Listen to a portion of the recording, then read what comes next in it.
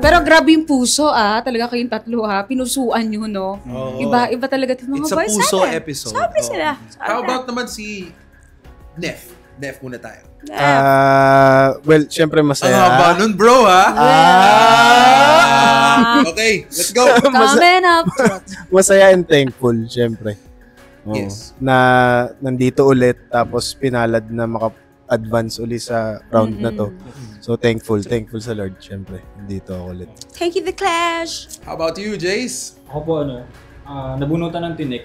Akala ko nabunutan ng ngipin. Akala ko may dentist kanina. Siyempre, sad.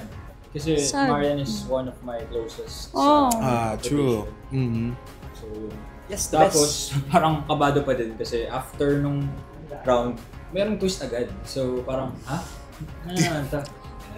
Di ba kagaya na sabi mo kanina, Jenny, parang biglang may panibagong twist na naman agad na Yes. nag-aabang sa ating top of the clash. Kaloka yun.